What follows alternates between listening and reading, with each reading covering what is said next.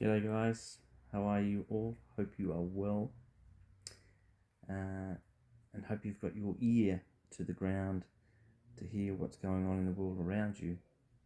Watching and waiting, listening, looking for the signs of the times.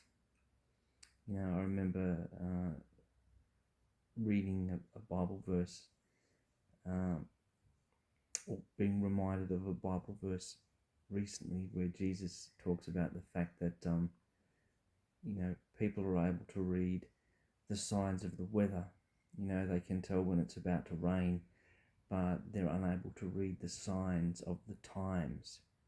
And I think there are a lot of signs in these modern times. There is actually a Bible reference that talks about the end times, and that they will be like the days of Noah. Of course, during the days of Noah, people were very wicked, and had turned away from God. But not only that, the whole story of Noah involves the flood, and it's an amazing fact at the moment here in Australia that we have had recently record rainfall, and I saw something published recently that said we haven't had this kind of rainfall in Australia for over 160 years. It's breaking a 160-year-old record, the rainfall at the moment, and we've got more on the way. Massive weather events. 3 of the La Nina weather phenomenon has happened in a row. So it's unprecedented weather in Australia at the moment with the rain. So you look around the world, there's many disastrous things going on. The Hurricane Ian in the US, which devastated Florida and went into parts of North Carolina. I think we should all be praying for the people affected by that, and not only that, praying for the people affected by the floods here in Australia. I am affected to a limited extent here in Sydney, just more or less inconvenienced by roads being flooded out and things like that. But other than that, my life goes on fairly normally. But it reminds me of what Jesus talked about when he mentioned that the end times will be like the days of Noah. You can't help but see the comparison between the great flood and the flooding we're experiencing now, and kind of the way people are turning away from God at the moment does appear to be a situation that is parallel to the days of Noah. So having said that, I just wanted to go into something that happened to me more recently, which I thought was worthy of mention, because it's something that hasn't really happened to me before in terms of a kind of a sign or a revelation um, of something that is about to happen. So recently, it was just one evening when I was actually working on a night shift as I normally do, and it was late in the evening or even early hours of the morning, and I could hear suddenly, or I just became aware of this sound that I could hear, musical sound that I could hear, and I listened intently to the sound, and it was distinctly the sound of Scottish bagpipes. That's amazing because where I'm working, there's no way that it could have been in the early hour of the morning that it was.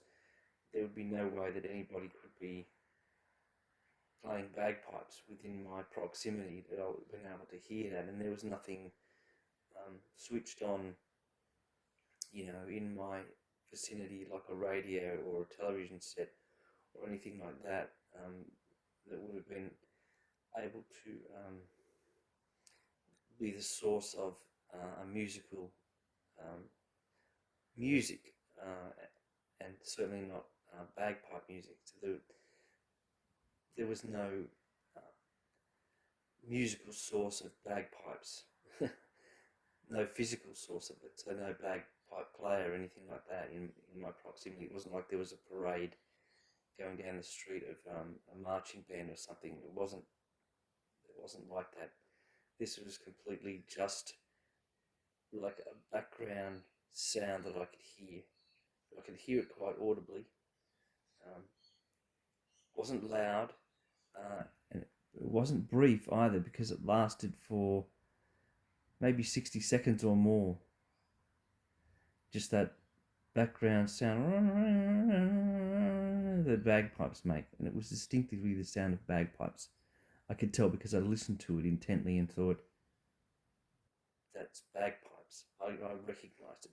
I've heard the sound of bagpipes. I know what they sound like. They have a very distinctive sound. Nothing else sounds like that. And it definitely was the distinctive sound of bagpipes. And I thought, this is a sign. This is something that God's giving me a message. Even while I could hear this sound, I thought, this is some audible. This is the first time I've had this, an audible sign of something. I'm not sure why God chose to give me an audible sign on this particular occasion, but there it was. Just as a matter of interest, I actually have some Scottish ancestors, and I was able to trace my ancestors on my grandmother's side. Her maiden name was Stuart, which is the royal Scottish family of Stuart, and I traced my ancestry on her side of the family back to the island of Skye in Scotland. It's a beautiful place, apparently. Never been there, but from the ancestry research that I've done, one of my ancient relatives was actually a Highlander, and he was a part of a group of Scottish soldiers known as the Cameron Highlanders, and by all accounts he fought at the Battle of Waterloo against Napoleon's forces with the 79th Regiment of Foot. He was severely wounded but survived the Battle of Waterloo, so he was a Waterloo veteran. And during the Battle of Waterloo, they actually the bagpipes did feature in that battle. There was one famous situation where the Highlanders were formed into squares.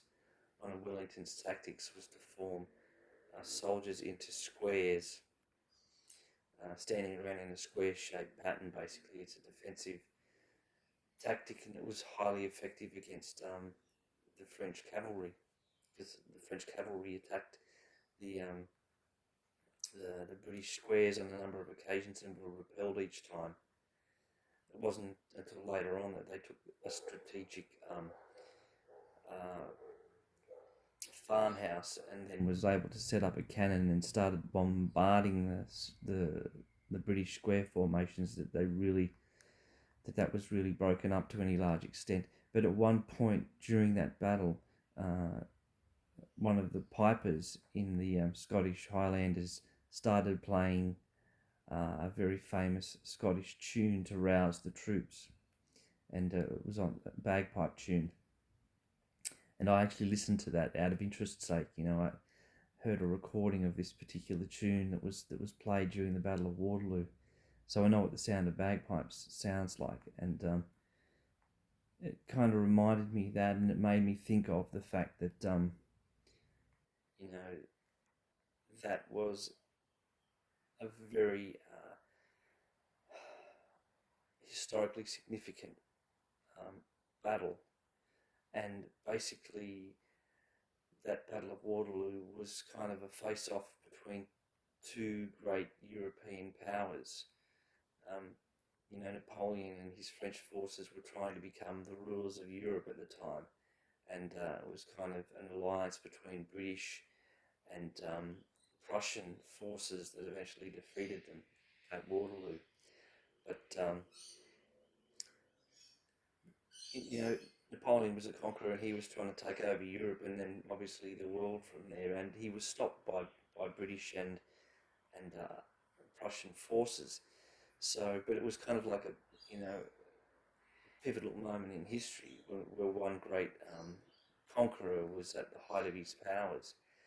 And so it kind of,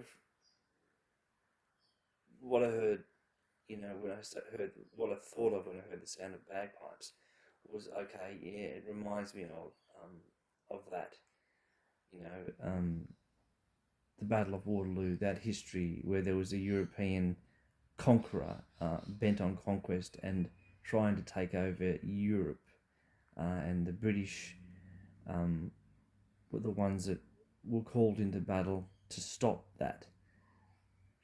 So, okay, here we are in the modern era. We've now got Russia, you know, invading Ukraine, and there is the potential that this could escalate, you know, and spill out into other parts of Europe. And my thought was, okay, I'm getting a premonition here by hearing the sound of these bagpipes that British and possibly other European forces, NATO, for example, are going to be called to go to war against Russia to defend this invasion in Europe and this potential kind of Napoleonic regime of Russia at the moment. Yeah, so I mean, maybe that's a big leap, a big leap from just hearing the sound of bagpipes, but that's kind of the train of thought, you know, where it led me. So call it a premonition, you know, um, just a feeling that that's where this is headed. You know, this is going to be another Napoleon, another situation in Europe where we, the Commonwealth, are going to be drawn into this battle again and have to play the role of the defenders. So, you know, be prepared for what is about to come. As a Christian, you know, we're just basically going to be sort of on the sidelines of this. You know, I wouldn't suggest that you go out and enlist or anything like that. Do that if you want to, but as a Christian, I don't think, you know, you should necessarily get involved in a military conflict. I'm not saying that you shouldn't. You know, I mean, I think there's probably a place for Christians in military service, something like a combat medic or whatever. You know, I'm personally interested in things like reconnaissance and stuff like that. You know, I think you know, might throw my hat into the ring. You know, potentially I would throw my hat into the ring and say, you know, I'm an able-bodied person, even though I'm in my 50s. You know, I could help out a war effort. Why not? You know, I wouldn't be a frontline soldier. I'm not fit enough for that. But certainly, you know, some sort of backseat kind of tactical thing. Yeah, I could do that, and I wouldn't be completely morally or ethically opposed to doing that. You know, but nothing's guaranteed. You know, I wouldn't call myself a great prophet or anything like that. I'm just throwing this out there, you know, as a sign of the times.